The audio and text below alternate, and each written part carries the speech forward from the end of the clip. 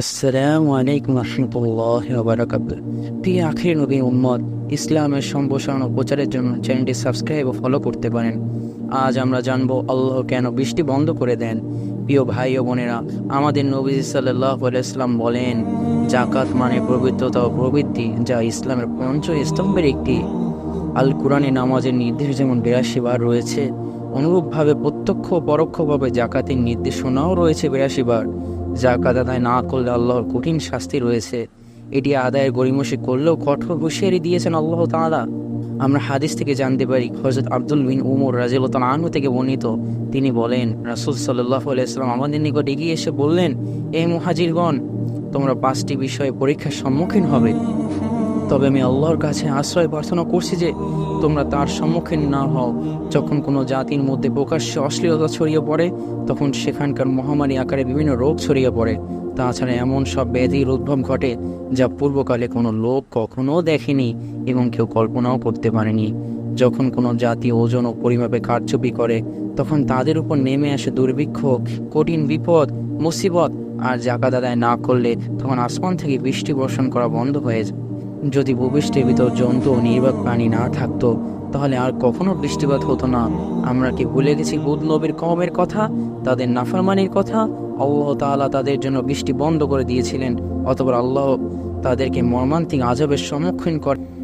কোরআনের তাফসিরে বলা হয়েছে, যখন আযাব আসে তখন তারা আকাশে উপস্থিত মেঘমালা দেখে আনন্দিত হয় আর বলে, এবার বৃষ্টি হবে। এই কথা শুনে হুদ আলাইহিস সালাম তাদেরকে বলে যে, এটা শুধু মেঘ নয় যেটি তোমরা ভাবছ, বরং এটা সেই আযাব যা আসার দাবি তোমরা করেছিলে। অর্থাৎ যে বাতাস দ্বারা এই জাতিকে ধ্বংস করা হয়েছিল তা ওই মেঘের সাথেই এসেছিল এবং তা সেখান থেকেই বের হয়েছিল। আল্লাহর ইচ্ছায় তাদের এবং তাদের প্রত্যেক জিনিসপত্রকে বিনাশপ্রাপ্ত করে দেওয়া হলো। এই জন্য হাদিসে এসেছে, একদা আয়েশা রাদিয়াল্লাহু তাআলা আনহা রাসূল সাল্লাল্লাহু আলাইহি ওয়াসাল্লামকে জিজ্ঞেস করলেন, লোকেরা মেঘ দেখলে আনন্দিত হয় যে বৃষ্টি আসবে, তারা খুশি হয়, কিন্তু এর বিপরীতে আপনার মুখমণ্ডল চিন্তা ও অস্থিরতার লক্ষণসমূহ লক্ষ্য করা যায়। তিনি বললেন, আয়েশা, এই মেঘ যে আযাব নেই, তার কি কোনো নিশ্চয়তা আছে? এক জাতিকে তো এই বাতাসের আযাব দ্বারা ধ্বংস করে দেওয়া হয়েছে। তারাও তো মেঘ দেখে বলেছিল, এই মেঘ আমাদের উপর বৃষ্টি বর্ষণ করবে, এবং তারাও তো খুশি হয়েছিল। আর যখন আকাশে মেঘ ঘন হয়ে যেত, তখন আমাদের নবী সাল্লাল্লাহু আলাইহি সাল্লামের চেহারা পরিবর্তন হতো, তার উপর ভয়ের ভাব সৃষ্টি হতো এবং এর ফলে তিনি অস্থির হয়ে পড়তেন। কখনো বাইরে আসতেন, কখনো ভিতরে প্রবেশ করতেন, কখনো আগে যেতেন, আবার কখনো পিছনে যেতেন, আবার কখনো আল্লাহর কাছে দু হাত তুলে দোয়া করতেন। অতঃপর যখন বৃষ্টি বর্ষণ হতো, তখন তিনি স্বস্তি লাভ করতেন। নবী মুসা আলাইহিস সালামের যুগের বৃষ্টির ঘটনায় বর্ণনা করা হয়েছে, দীর্ঘদিন বৃষ্টি বন্ধ থাকার পর নবী মুসা উম্মত বনি ইসরাইল তার কাছে এসে বলেন, হে নবী, আল্লাহর কাছে বৃষ্টির জন্য দোয়া করেন, এই বৃষ্টিহীন গরম আর সহ্য হচ্ছে না। তখন মুসা আলাইহিস সালাম সবাইকে নিয়ে বৃষ্টির জন্য নামাজ পড়ে দোয়া করতে শুরু করে। তখন হযরত মুসা আলাইহিস সালামের দোয়া করার সাথে সাথে রোদের তীব্রতা আরও বেড়ে যায়।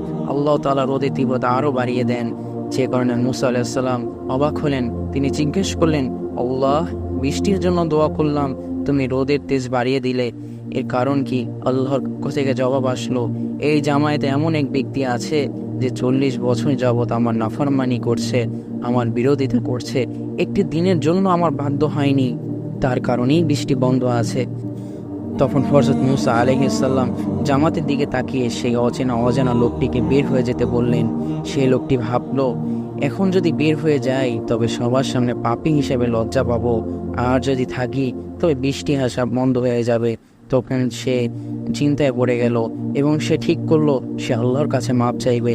তাই তিনি বলল, নিজের ইজ্জত বাঁচানোর স্বার্থে সে আল্লাহর কাছে দোয়া করলো, আল্লাহ, 40 বছর যাবৎ আমার পাপ আপনি গোপন রেখেছেন, আজকে সবার সামনে আমাকে বেইজ্জত করবেন না, আমি ক্ষমা চাচ্ছি, আমাকে ক্ষমা করে দিন। যখনই লোকটির দোয়া করা শেষ হয়ে গেল, তখনই আল্লাহ তাআলা আকাশ থেকে বৃষ্টি বর্ষণ শুরু করে দিল। আমরা সবাই জানি, রমজানের পর থেকেই হিট ওয়েভ চলছে। এটা অনেকের কাছে স্বাভাবিক ঘটনা হলেও যারা মুসলিম তারা হয়তো জানে যে আল্লাহ তাআলা যখন রাগান্বিত হয় তখন বৃষ্টি বন্ধ করে দেয়, এবং যেসব এলাকায় বৃষ্টি হয় সেসব এলাকায় একদম খরা করে দেন, এবং মানুষ যে তওবা করে ফিরে না আসে তখন আল্লাহর আযাব আসে। আমরা জানি কত কমকে আল্লাহ তাআলা এরকমভাবে আযাবের মাধ্যমে ধ্বংস করে দিয়েছেন। আমরা এগুলো জানার পরও আজকে আনন্দ ফুর্তিতে মেতে আছি, আল্লাহর নাফরমানি করতেছি, আল্লাহর কাছে এসে আমরা তওবা করছি না, আল্লাহর কাছে আমাদের গুনার জন্য লজ্জিত হচ্ছি না। আমরা সবাই জানি যে আমরা একদিন মারা যাব, আল্লাহর কাছে আমাদের সবাইকেই যেতে হবে। তখন আমরা কি জবাব দেব? আমরা কেন আল্লাহর তরফ থেকে রাগ অর্জন করছি? আমরা সবাই বেশি বেশি তওবা করব, বেশি ইবাদত করব। যাদের জাকাত দেওয়া বাকি আছে তারা সবাই জাকাত প্রদান করি, যাতে আপনাদের কারণে অন্য কারো উপরে আযাব না আসে। এবং আমরা বেশি বেশি আল্লাহর কাছে তওবা করব, বেশি বেশি দোয়া করব, যাতে আল্লাহ তাআলা আমাদের মাফ করে দেন এবং খুব শীঘ্রই বৃষ্টি পড়া শুরু হয়ে যায় ইনশাআল্লাহ। এবং আমরা সবাই চেষ্টা করব পরবর্তী রমজানে সমস্ত রোজা রাখার, জাকাত আদায় করা ও ফিতরা প্রদান করা ইনশাআল্লাহ। আল্লাহ আমাদের সবাইকে হেদায়েত দান করুক, আমিন। এবং আমাদের সবাইকে কুরআন ও সুন্নাতের আলোকে চলার তৌফিক দান করুক, আমিন।